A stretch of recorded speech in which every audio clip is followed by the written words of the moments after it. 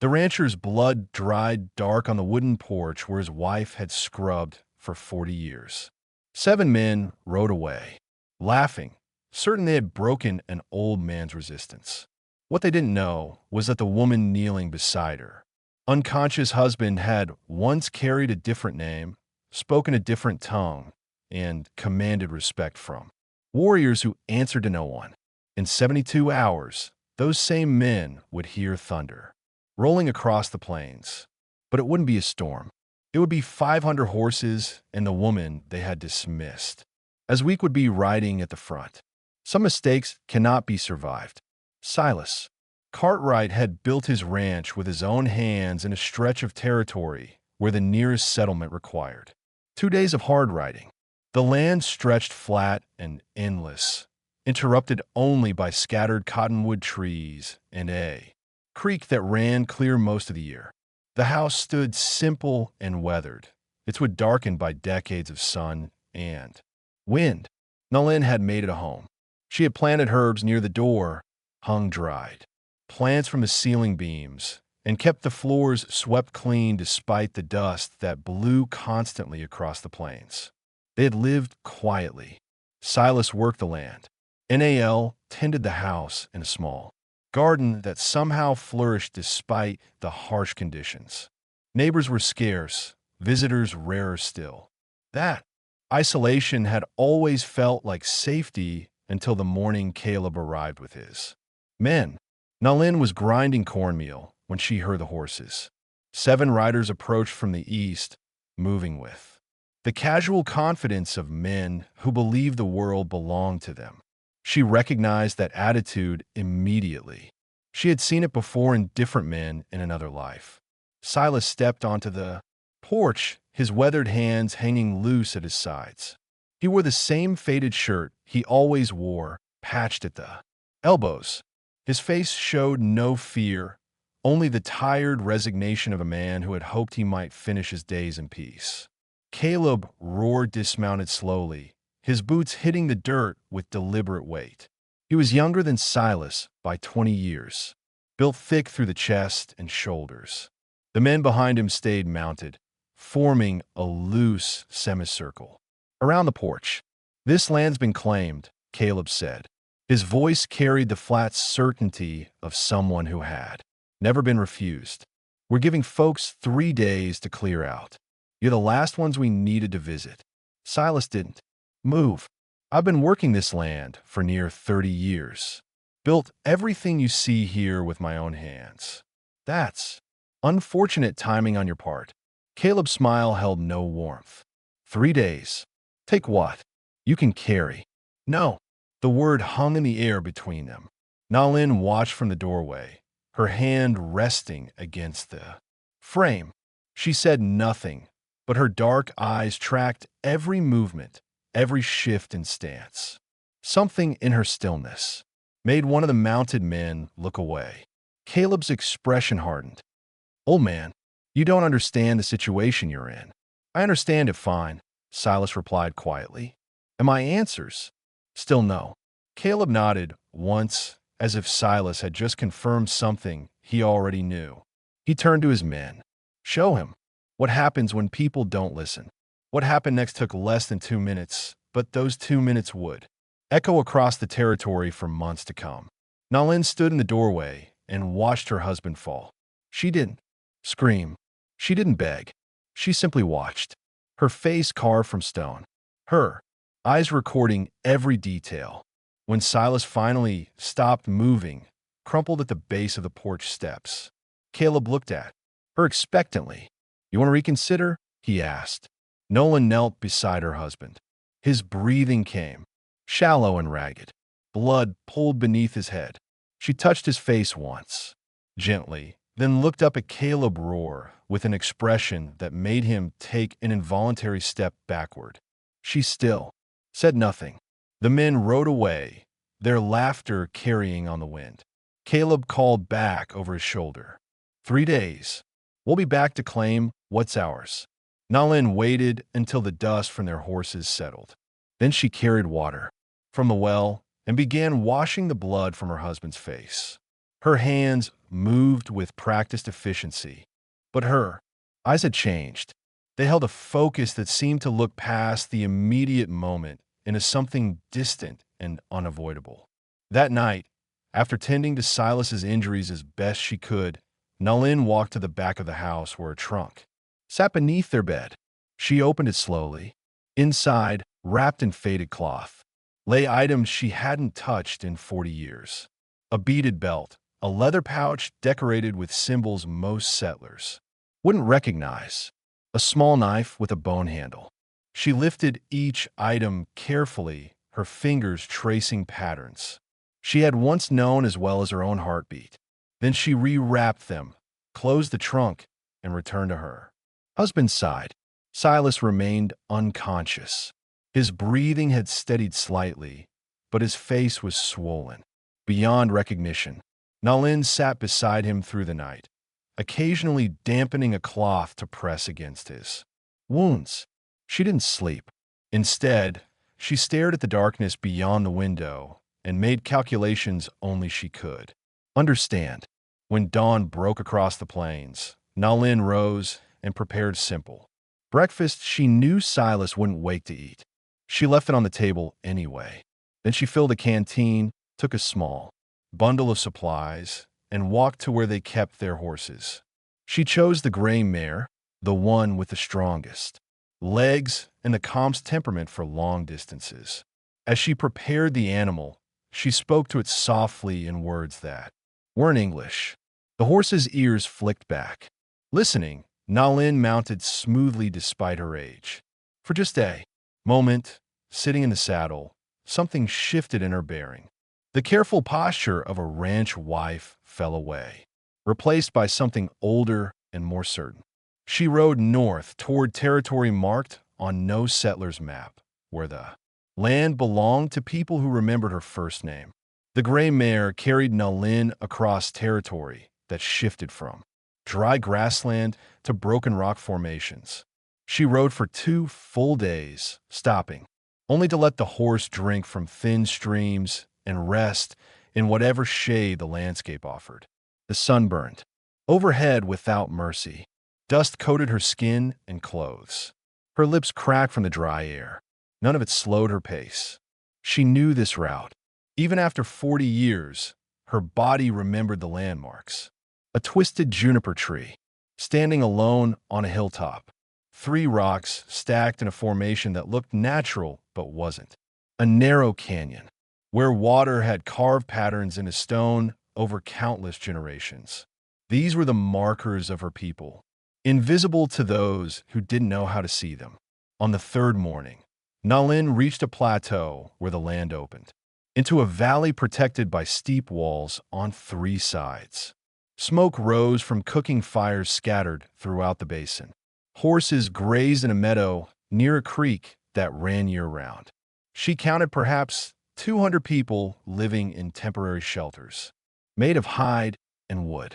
This was a summer camp, a gathering place her people had used since before anyone could remember.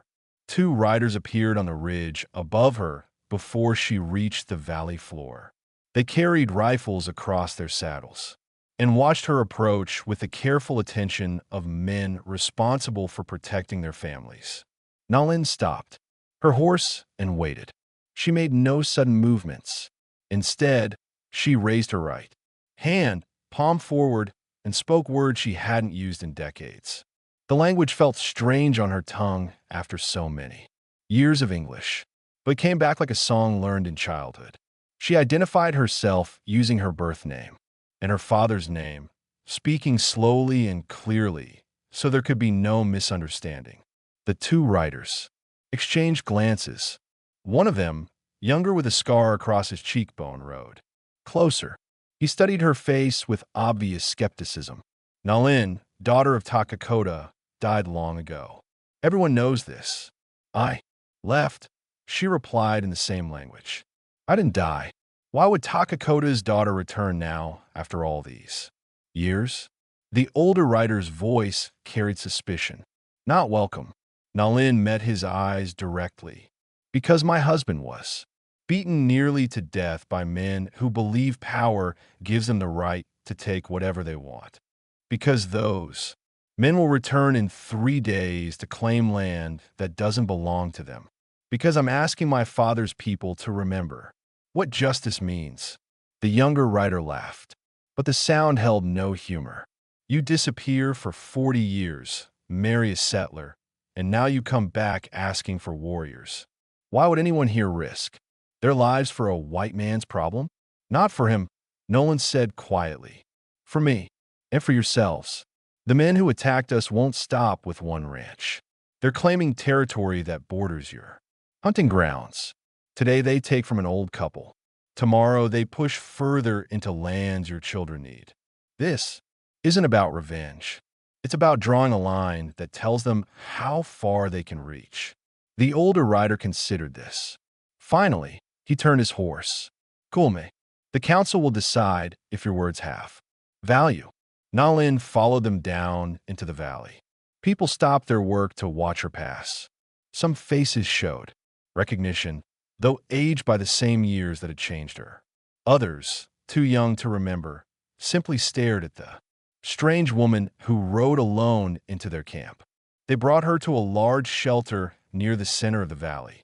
Several older men and women sat in a semicircle, their faces weathered by decades of sun and wind. Nalin recognized 3 of them. One woman's eyes widened with shock when she saw Nalin's face. Nan, the woman, whispered, "We thought you were dead." "I left to make my own path," Nolan replied. "Now I need to ask something of the people who raised me." An elderly man with white hair tied back from his face leaned forward. His eyes, though clouded with age, remained sharp. Takakota spoke of you often before he passed. He never stopped hoping you would return, but you chose their world over ours. Why should we help you now? Nalin had expected this question. She had spent 2 days riding through heat and dust preparing her answer. Because injustice anywhere threatens justice everywhere.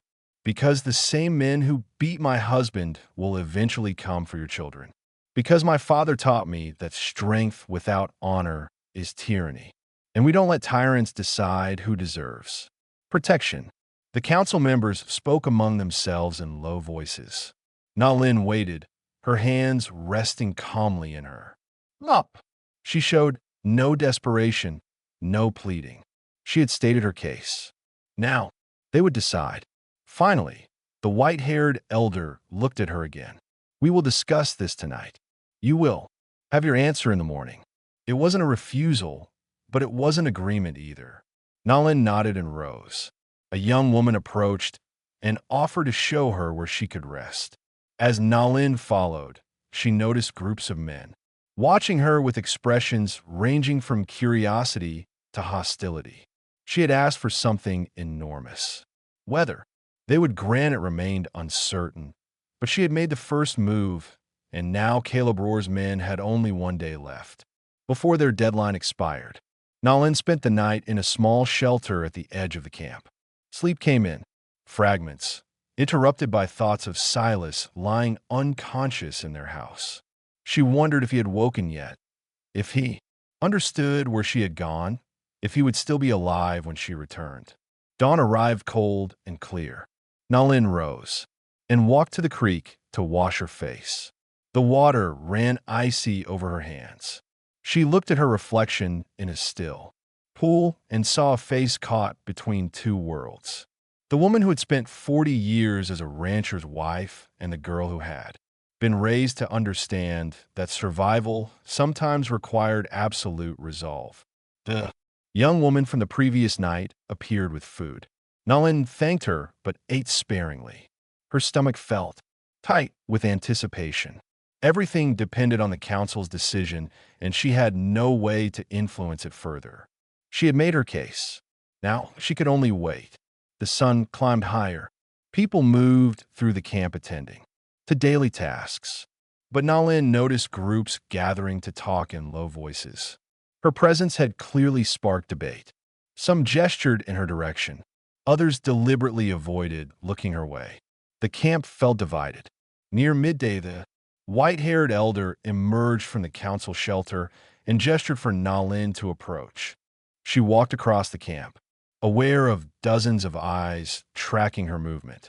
The elder's expression revealed nothing.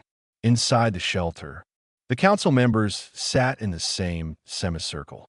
Their faces showed the weariness of people who had argued through the night without reaching easy agreement. "We have discussed your request," the elder began. "There is no consensus. Some believe you abandoned your people and have no right to ask for help now. Others see wisdom in your words about the threat these men represent. We are divided."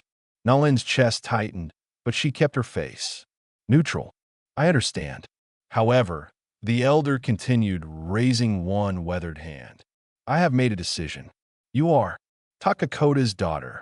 Your father was a man of honor who served this community his entire life.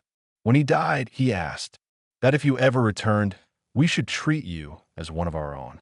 I will honor that request." He paused, letting his words settle. "I will ride with you, and I will ask for volunteers to join us, but I will not command anyone to risk their life for this cause. Each man must choose for himself."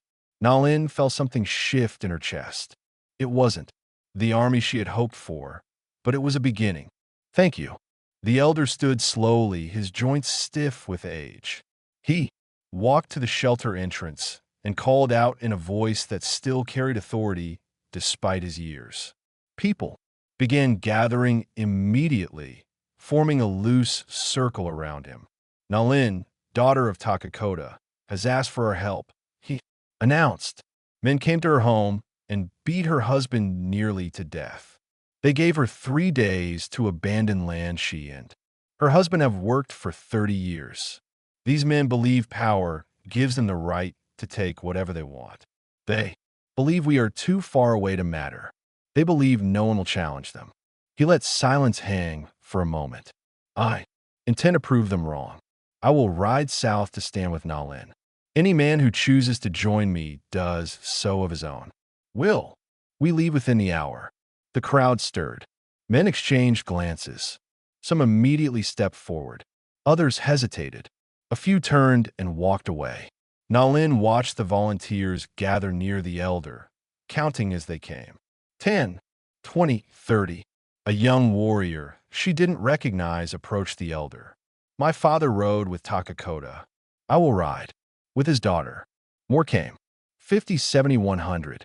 The woman who had recognized Nalin the day before spoke to a group of younger women. Several nodded and moved toward their horses. "Women can ride as well as men," the older woman called out, "and we know how to fight when necessary." The numbers continued growing.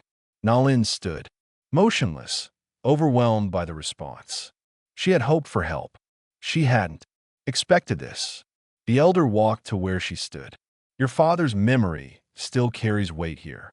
People remember his honor. They see that same honor in you coming back to face this threat rather than running from it." By the time the sun reached its highest point, nearly 500 riders had gathered in the valley. Some wore traditional clothing decorated with beadwork and quills. Others dressed in a mixture of native and settler styles. All carried weapons, rifles, bows, knives. They prepared their horses with efficient practiced movements. Nalin walked among them, thanking individuals by name when she remembered them, nodding respectfully to those she didn't know. Her hands trembled slightly, but she kept them hidden in the folds of her dress. The elder approached one final time before they departed. "We ride for justice, not slaughter. Make sure your husbands, attackers understand this. We will give them the same choice they gave you. Leave or face the consequences." "They won't leave," Nalin said quietly. "Then they will face what comes." The elder's eyes held no doubt. "Mount up. We have 2 days of hard riding ahead of us." Nalin climbed onto her gray mare. Around her 500 riders did the same.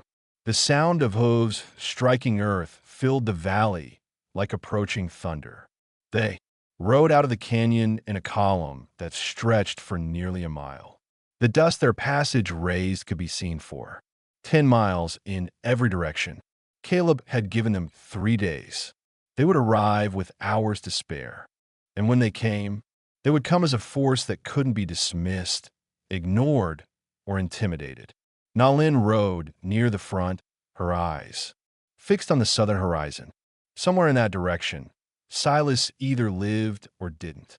Either way, the men who had hurt him would learn that some people cannot be broken, and some debts must be paid in full.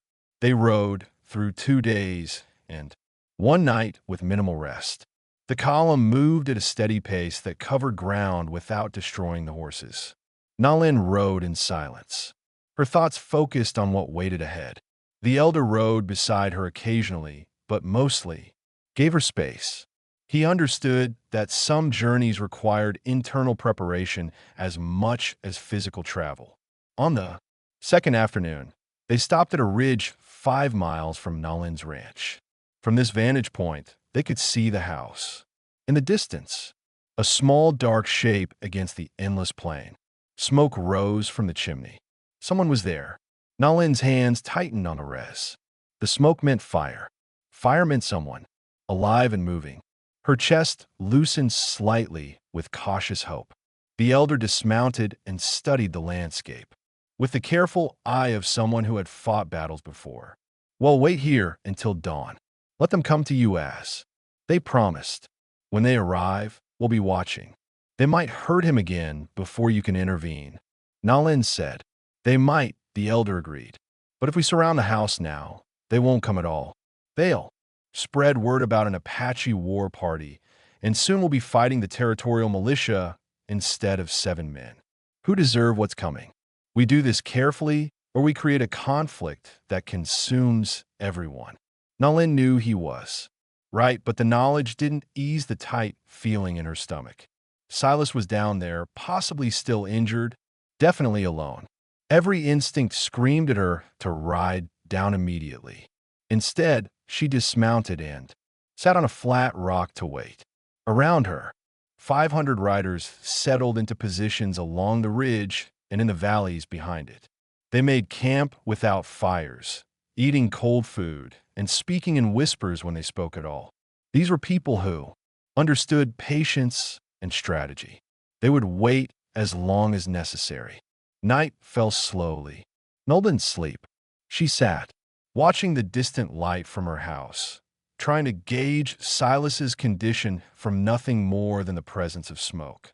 Was he strong enough to move around, or had someone else come to help him? The question circled endlessly through her mind. The elder approached. "Sometime past midnight. You should rest. Tomorrow will require all your strength." "I've spent 40 years sleeping peacefully," Nalin replied. "I can manage 1 night awake." He sat beside her without invitation. For a long moment, neither spoke. Then the elder said quietly, "Your father was proud of you even after you left. He told me once that you had more courage than any son he could have, raised because you chose your own path, knowing the cost." Nalin felt her throat tighten. "I never stopped thinking about him, about all of you, but I couldn't be both people at once." "No one can," the elder agreed. "We all make choices. The question isn't whether we choose, but whether we can live with what we choose. And if we can't, then we find a way to make peace with it, or we spend our lives running from ourselves." He stood, slowly. "Your father made peace with your choice long before he died. Perhaps it's time you did the same." He walked away, leaving Nalin alone with her thoughts and the distant light from her house. She pulled her shawl tighter against the cold wind that rose after dark. The temperature would drop further before dawn. She welcomed the discomfort. It kept her alert. As the night progressed, she noticed movement among the riders behind her. They were repositioning, spreading out along the ridge in a formation that would allow them to descend quickly when needed. Some found spots where they could watch the house while remaining hidden behind rocks or low vegetation. Others tended to horses, checking hooves and adjusting saddles for the quick movement that might be required. This wasn't a mob driven by anger. It was a coordinated group acting with discipline and purpose. Nolan felt a strange mixture of gratitude and guilt. These people were risking themselves for her, and she had given them nothing but absence for 40 years. Dawn began breaking around 5 o'clock in the morning. The sky lightened gradually from black to gray to pale blue. Nalin stood in stretched muscles stiff from sitting through the cold night. Around her, the entire camp stirred to life. With quiet efficiency, the elder appeared at her side. They'll come soon. Men like Caleb roar believe in making grand gestures.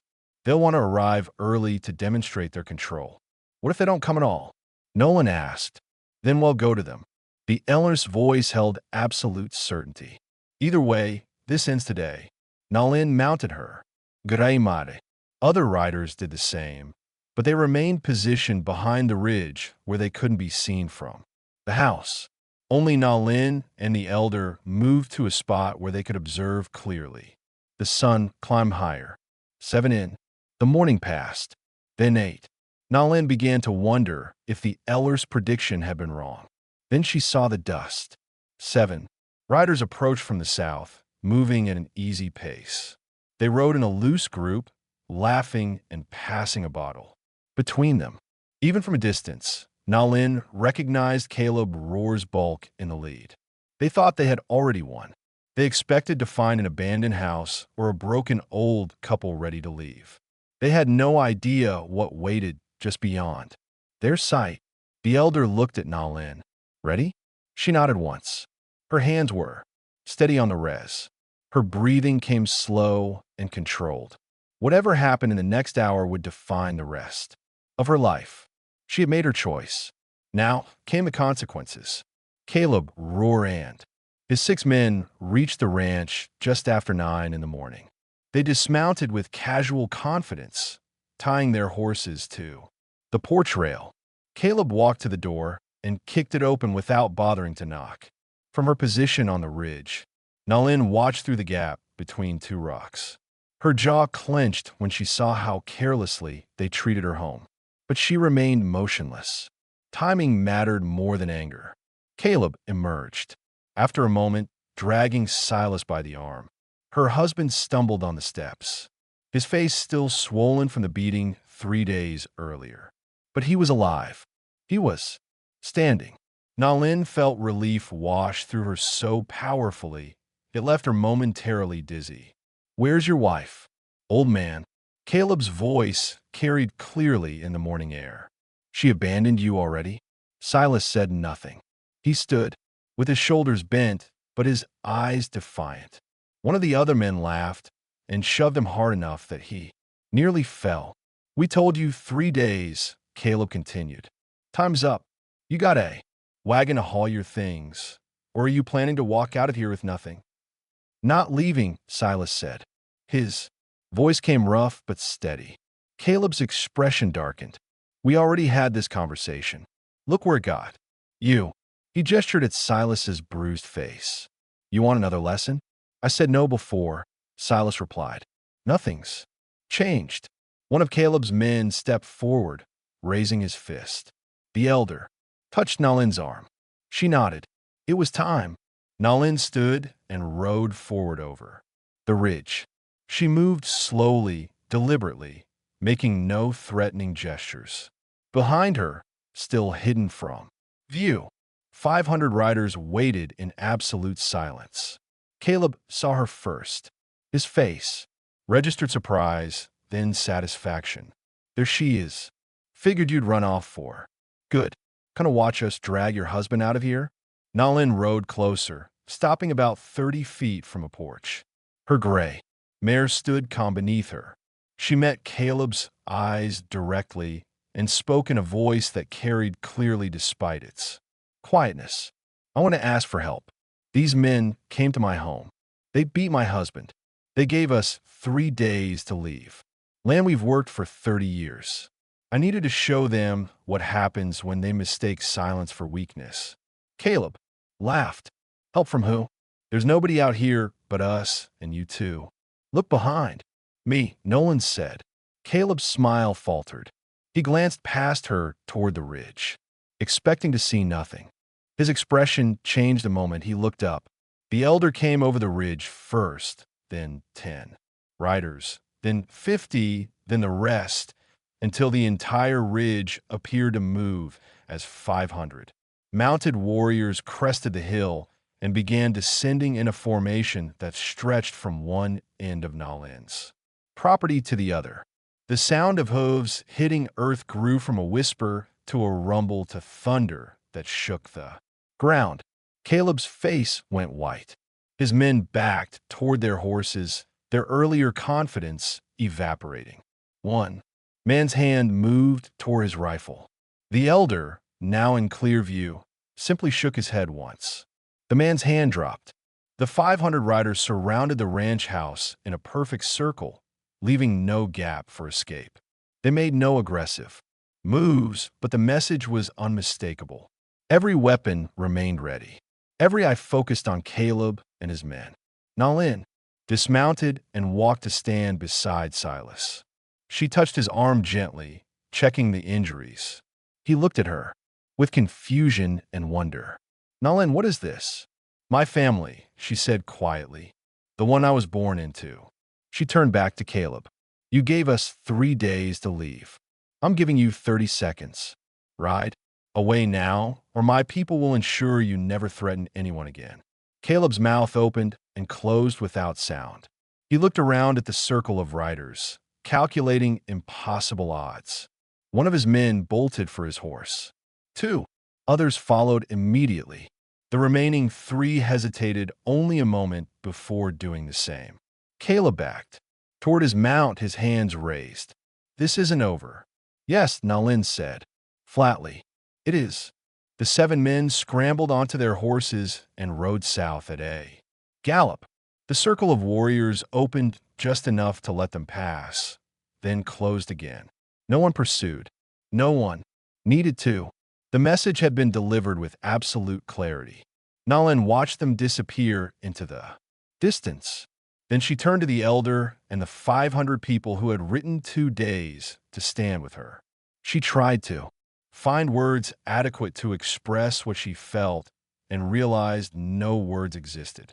The elder dismounted and walked to where she stood. Your father would have been proud today, not because you brought us here, but because you knew when to stop. Revenge without mercy is just another form of tyranny. They could still come back, Silas said. His voice carried uncertainty and residual fear. They could bring more men. The elder smiled slightly. Word will spread about what happened here. Every settlement within 100 miles will know that 500 warriors answered one woman's call for justice. Men like Caleb Rohr understand only strength. Today they learned where the real strength lives. But Nalin felt the weight of what she had done settling onto her shoulders. She had opened a door she had kept closed for 40 years. And doors once opened couldn't always be closed again. The 500 riders began, departing shortly after Caleb and his men disappeared from view. They left in small groups, spreading across the plain, in different directions to avoid drawing attention from settlements along their route. The elder remained with a small group of 20 warriors, insisting on staying until they were certain no immediate retaliation would come. Nalin helped Silas back into the house. His legs trembled with exhaustion and residual shock. She settled him into a chair by the window where he could see out across their land. Neither spoke for several minutes. The silence between them felt heavy with questions that hadn't been asked and truths that had remained hidden for decades. Finally, Silas broke the quiet. 40 years? We've been married 40 years, and I never knew. I never told you, Nalin said simply. She stood near the stove, her hands busy, preparing tea from habit more than need. What? His voice held no anger, only confusion and hurt. Why keep something that important from me? Nalin poured hot water over dried herbs and carried 2 cups to the table. She sat across from him, meeting his eyes directly. Because when I left my people, I left completely. I wanted to be your wife, just your wife, not someone caught between 2 worlds. I thought I could choose one life and leave the other behind. But you couldn't, Silas said, quietly. No. She wrapped her hands around the warm cup. Today proved I never really left. I just stopped, looking back. But family doesn't disappear because you stop acknowledging it. Silas absorbed this, his swollen face making his expressions difficult to read. Those people rode 2 days to help you, to help us. That's not nothing. My father raised me. Nolan explained. When I chose to marry you, to live in your world instead of theirs, it broke his heart. But he never stopped loving me. The elder told me he spoke of me often, even after I left. That kind of love doesn't fade just because someone makes a difficult choice. Does this change things? Silas asked. Between us, Nolan considered the question carefully. I'm still the woman you married. I still choose this life, this house, you. But I can't pretend anymore that I don't have roots elsewhere. Those roots saved our lives, saved our home. I can't cut them away again. Silas reached across the table and took her hand. His grip felt weak but steady. I don't want you to cut them away. I just wish I'd known. All these years you carried this alone. I thought I had to, Nolan admitted. I thought being your wife meant abandoning everything I was before. That was never what I wanted. Silas said, I fell in love with you exactly as you were. If I'd known about your family, about where you came from, it wouldn't have changed anything except maybe I would have understood you better. Outside, the elder approached the house. He knocked once before entering, a courtesy he hadn't extended to Caleb. Well, be leaving in the morning. I want to make certain you're both well enough before we go. We're fine, Nolan assured him. Thanks to you and everyone who came. The elder nodded. Your father would be glad to know his daughter found happiness, even if it meant leaving us. He understood that sometimes the strongest roots are the ones that let you grow in new directions. He paused, then added, You're welcome to visit the camp whenever you wish. The door you open doesn't have to close again unless you want it to.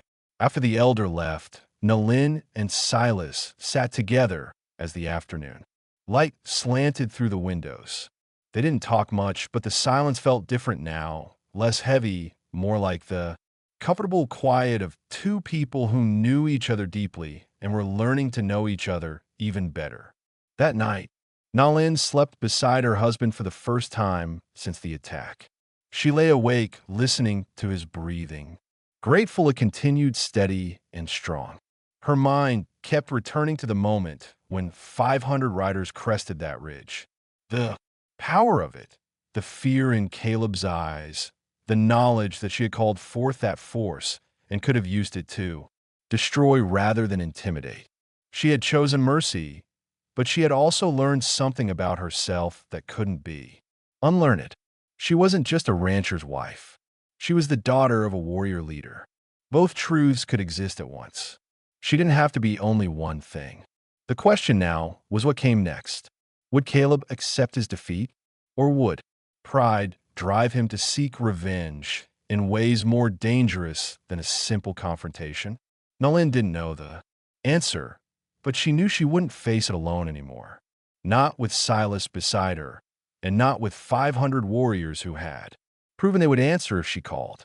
The elder and his warriors departed at dawn as promised. Before leaving, he clasped Nolan's shoulder in a gesture of respect. If you need us again, send word. Welcome. Nolan watched them ride north until they disappeared into the morning haze. Then she returned to the work of running a ranch. Silas recovered slowly, his bruises fading from purple to yellow to green over the following days. His ribs hurt when he breathed deeply, and he moved with careful deliberation. But he was alive and growing stronger each morning. 4 days after the confrontation, a rider appeared from the south. Nolan saw him coming from a long distance and positioned herself on the porch with Silas's rifle within reach. She didn't point it at the approaching man, but she wanted him to see it. The rider stopped 30 feet from the house and raised both hands to show they were empty. I'm not here for trouble, he called out. Just bringing news. Nolan gestured for him to approach, but kept her hand near the rifle. The man dismounted slowly and removed his hat. He looked tired and dusty from hard riding. Name's Thomas. Brennan. I run a trading post about 50 miles south of here. He spoke respectfully, keeping his voice level. Word's been spreading about what happened.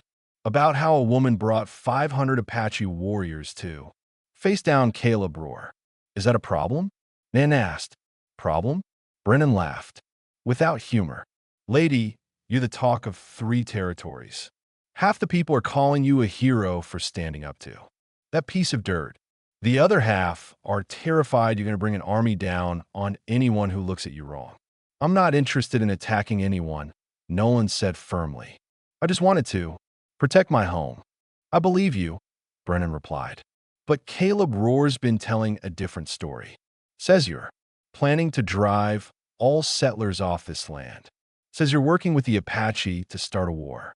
Silas appeared in the doorway behind Nayland. That's a lie. All of it. I know it's a lie. Brennan agreed. I've done business with enough people to recognize a bully story when I hear one. But Caleb's got connections. He's been talking to the territorial governor's office. There's concern about what happened here. Nalin felt cold settle in her stomach. What kind of concern? The kind that sends soldiers to investigate. The kind that could turn this into something bigger and bloodier than anyone wants. Brennan shifted his weight. I came because I figured you should know what's being said about you, and because I wanted to offer my testimony if it comes to that. I've known Caleb Roar for 10 years. He's a thief and a liar who's been running rough shot over homesteaders for as long as I can remember. Someone needed to stand up to him. You did. Thank you, Nalin said quietly for the warning and the offer. Brennan nodded and prepared to remount. One more thing, Caleb left the territory 2 days ago, rode east with his men. Rumor is he won't be coming back. Whatever you did, it worked. Just be ready for the consequences of winning. After Brennan left, Nan and Silas sat together on the porch. The afternoon sun warmed their faces, but neither felt particularly comfortable. Soldiers, Silas said finally. This could get complicated. It already is complicated, Nalin replied. But I won't apologize for protecting us, and I won't let fear of what might happen make me regret what I did. Over the next week, 3 more visitors arrived. A family of homesteaders who wanted to thank her for driving Caleb away. A rancher who had lost land to Caleb's men and wished he had thought to fight back. A woman whose husband had been beaten by Caleb's gang 6 months earlier. Each visitor brought the same message. Caleb Roar had terrorized the region for years. Everyone knew it. Everyone feared him. And now he was gone, chased away by an elderly woman who refused to be intimidated. But along with gratitude came questions. Who was Nalin really? How had she convinced 500 warriors to ride with her? What were her intentions now? Nalin answered honestly every time. She was a rancher's wife who had roots in 2 cultures. She had asked her father's people for help when she needed. At most, she had no plans beyond living peacefully on her land with her husband. Some believed her, others remained suspicious. But slowly, a new understanding began spreading through the territory. The woman who had summoned 500 riders wasn't a threat to settlers living peacefully. She was a threat only to those who believed they could take whatever they wanted through violence and intimidation. 2 weeks after the confrontation, Silas was strong enough to return to his regular work. His face had healed, though one cheekbone remained slightly crooked. He and Nolan fell back into their routines, but something fundamental had shifted. They talked more now about her childhood, about the traditions of her people, about the complicated relationship between settlers and the tribes whose land they occupied. These were conversations they should have had 40 years earlier, but had avoided out of fear and uncertainty. And every few days, Nalin would stand on the ridge and look north toward the distant valley where her father's people made their camp. She didn't ride back to visit. Not yet. But she no longer pretended that part of her life didn't exist. The door she had opened remained open, and she was learning to live with what that meant. 3 weeks after Caleb Roar fled the territory, 2 soldiers arrived at the ranch. They wore clean uniforms and carried official papers authorizing them to investigate reports of an armed confrontation between settlers and Apache forces. Nolan invited them inside and offered coffee. They accepted, sitting at her table with notebooks and careful expressions. The younger soldier did most of the talking while the older one observed. "We've heard several versions of what happened here," the young soldier began. "We'd like to hear yours." Nalin told the truth. She described the attack, Silas's injuries, her journey to ask for help from her father's people, and the peaceful resolution that resulted in Caleb leaving the territory without bloodshed. She answered every question directly, neither minimizing nor exaggerating any detail. The older soldier finally spoke. "We've also interviewed Thomas Brennan and 7 other settlers. Every one of them describes Caleb Roar as a violent man who terrorized this region for years. Every one of them says you acted in self-defense and showed remarkable restraint given the circumstances." "So what happens now?" Silas asked. "Nothing," the older soldier replied. "As far as the territorial government is concerned, this matter is closed. No shots were fired. No one was killed. A bully was confronted and chose to leave rather than face consequences. That's exactly how we prefer these situations to resolve." He paused, then added unofficially, "What you did took courage. Most people would have just packed up and left." After the soldiers departed, Nalin felt a weight lift from her shoulders. The official investigation was over. No one would come to punish her for defending her home. She and Silas could simply live their lives. But those lives looked different now. Word of what had happened continued, spreading. Settlers throughout the region knew Nalin's name and story.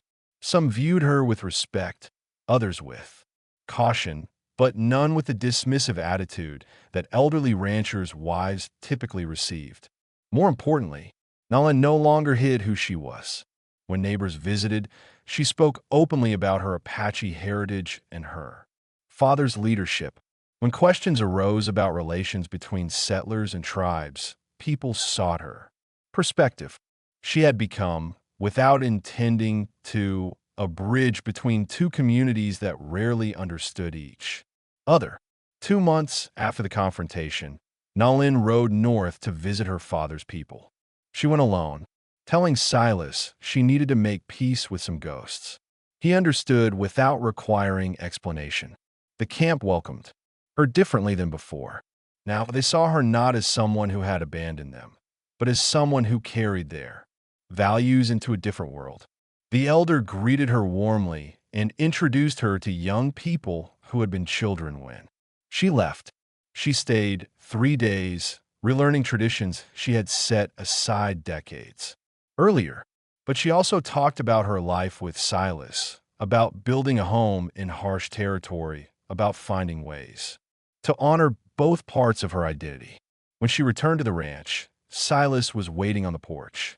He smiled when he saw her, and she realized this was what coming home felt like. Not choosing one world over another, but finding space for both. They grew old together on that land. Nalin never needed to summon 500 riders again, but the story of what she had done protected them better than any fence or weapon. People knew that the quiet woman tending her garden could call forth an army if necessary. That knowledge alone kept trouble far away. Silas's injuries healed completely except for the crooked cheekbone, which gave him a slightly lopsided smile that Nalin grew to love. They worked their land. They welcomed visitors from both communities. They built a life that honored all of who they were. Years later, when settlers and tribes negotiated territory agreements, both sides asked for Nalin's counsel. She had proven something rare and valuable, that strength and peace could coexist. That defending what mattered didn't require becoming what you fought against. That sometimes the most powerful thing you can do is show mercy when you have the ability to destroy. The ranch remained theirs until they passed it to a young couple from Nolan's people who married into the settler community. The cycle continued, each generation learning that identity isn't singular and that bridges built between worlds can support more weight than walls ever could. Caleb Roar never returned. Last anyone heard, he had moved east where his reputation hadn't yet caught up with him.